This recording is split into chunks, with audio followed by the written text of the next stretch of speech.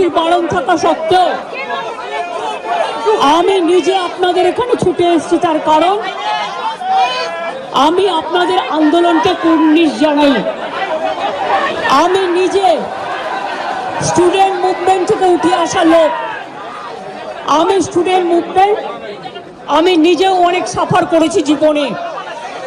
আমি জানি আমার পোস্টটা বড় কথা নয়, মানুষের পোস্টটাই বড় কথা। আমি আপনাদের কাছে বলতে এসেছি, কাল সারা রাত ঝড় জল হয়েছে। আপনারা যখন কষ্ট পেয়েছেন, আমিও সারা রাত ঘুমোতে পারিনি। আমারও কষ্ট হয়েছে, আমারও কষ্ট হয়েছে। এই ঝড় জলের মধ্যে আপনারা যেভাবে বসে আছেন, আমার মানসিকভাবে কষ্ট হচ্ছে। আপনারা আজকে 33 দিন 34 দিন, আমিও কিন্তু রাতের পর রাত ঘুমাইনি। কারণ আপনারা যখন রাস্তায় থাকেন, আপনাদের জন্য আমাকেও কিন্তু পাহারাদার হিসেবে জেগে থাকতে হয়। আমি আপনাদের কাছে যেটা বলতে এসেছি, এত ঝড় বৃষ্টির মধ্যে, প্রাকৃতিক দুর্যোগের মধ্যে আপনারা অনেক কষ্ট পেয়েছেন। আর কষ্ট না করে যদি আপনারা কাজে ফিরতে চান, আমি আপনাদের প্রতিশ্রুতি দিচ্ছি, আপনাদের ডিমান্ডগুলো আমি কথা বলে সহানুভূতির সাথে আমি স্টাডি করব। আমি অফিসারদের সাথে কথা বলবো। আমি একা সরকার চালাই না, আমার সাথে একটা chief secretary, home secretary, DG police সবাই আছেন। আমি আপনাদের বলতে চাই, আপনাদের ডিমান্ডগুলো আমি ভাববো, আমি চিন্তা করব। যদি কেউ দোষী হয়, তিনি নিশ্চয়ই শাস্তি পাবেন। এবং আমি চাই তিলোত্তমার বিচার হোক।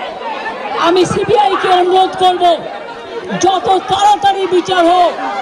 এমনকি 3 মাসের মধ্যে তারা যেন ফাঁসির অর্ডার দেয়। আমি এটা সিবিআইকে অনুরোধ করব আপনাদের প্ল্যাটফর্মে বসে। আর আপনাদের কাছে আবেদন জানাবো, আমাকে একটু সময় দিন। আমি ব্যাপারগুলো নিয়ে আমি চিন্তা ভাবনা করব। যদি আপনাদের আস্থা ভরসা আমার উপর থাকে, আমি কথা বলে সিদ্ধান্ত, অন্তত যদি কাউকে দোষী পাই, আমি নিশ্চয়ই নেব। আমি আপনাদের এটুকু বলবার জন্য এসেছিলাম। আমি আশা করি আপনারা এত কষ্টের মধ্যে বৃষ্টিতে ভিজছেন এবং আপনাদেরও পরিবার পরিজন চিন্তায় আছে। এবং আমি মনে করি অনেক মানুষও মারা যাচ্ছেন। আপনারা প্লিজ দয়া করে, আপনারা আমাদেরই ঘরের ভাই বোন, আপনারা কাজে যোগদান করুন। এবং আমি বলতে পারি, আপনাদের প্রতি আমি কোনো অবিচার করব না।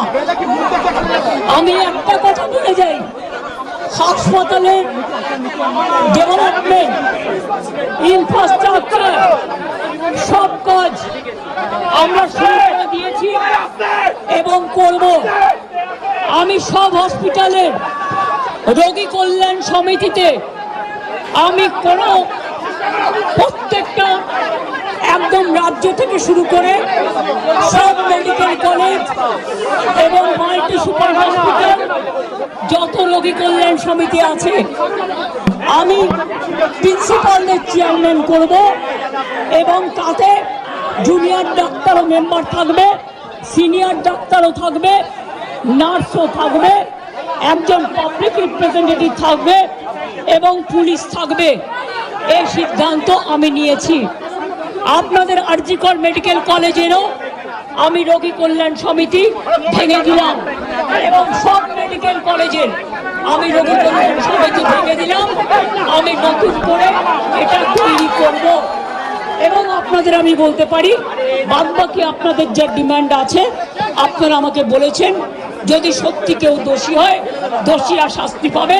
দোষীরা কেউ আমার বন্ধু নয়, দোষীরা কেউ আমার শত্রুও নয়।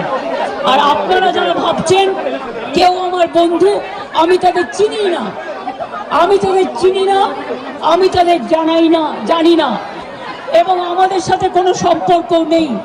তারা এসছেন প্রসেসের মাধ্যমে। এই প্রসেস ফাইনাল হয়ে আমার কাছে আসে, এবং তাই মাত্র 1 মাসের মধ্যে যারা এসছে তাদের কথা যদি খুনের সাথে, মার্ডারের সাথে, দুর্নীতির সাথে যুক্ত থাকে, আমি নিশ্চয়ই সাধ্যমতো চেষ্টা করব কথা বলে অ্যাকশন নেবার। আমি আবার আপনাদের কাছে বিনীত অনুরোধ করব যে আপনারা নিজেদের মধ্যে কথা বলুন, কথা বলে সিদ্ধান্ত নিন এবং আপনারা কাজে ফিরুন।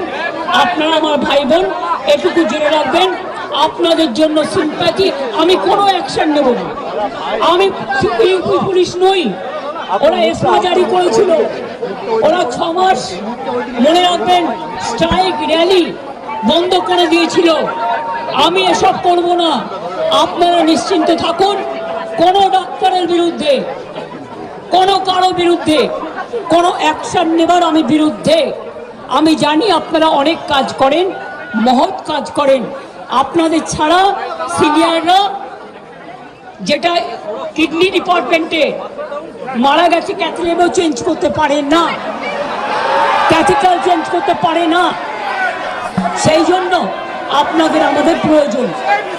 আমি আপনাদের বলবো, আপনারা ভেবে চিন্তে সিদ্ধান্ত নিন।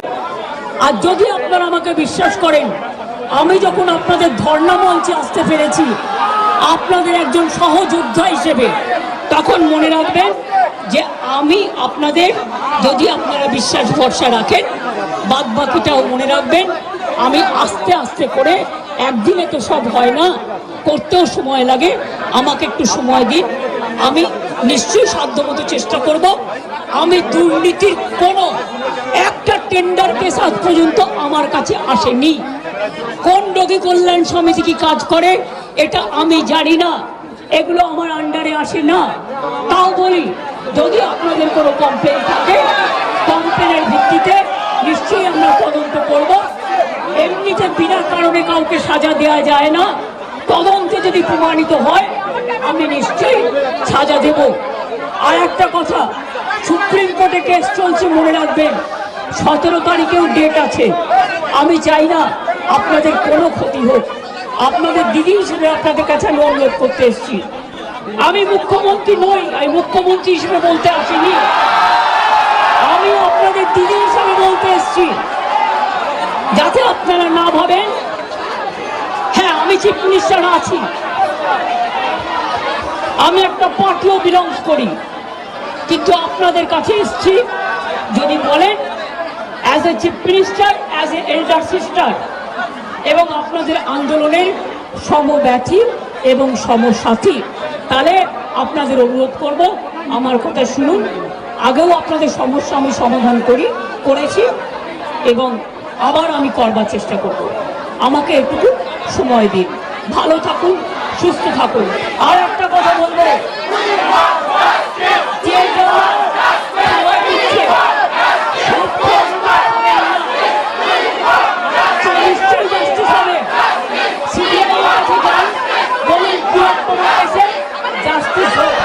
আমি আপনাদের কাছে আবেদন ছাড়া কিছু করতে পারি না, আমি আপনাদের জোর করতে পারি না।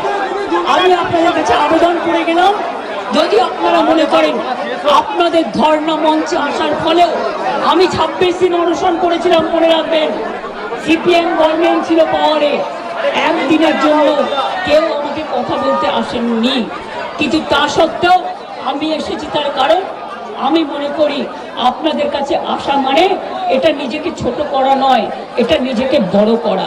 তাই আপনাদের আবার আবেদন করব, আপনারা বসুন, আপনারা আলোচনা করুন, করে সিদ্ধান্ত নিন। আমার এটা লাস্ট চেষ্টা আপনাদের জন্য করে গেলাম। বাদ বাকিরা যদি আমার উপর ছেড়ে দেন, আপনারা জাস্টিস পাবেন, আপনারা ইনজাস্টিস হবে না, এটুকু আমি বলতে পারি। অনেক ধন্যবাদ, নমস্কার, এবং আপনাদের সকলকে অনেক অনেক ধন্যবাদ।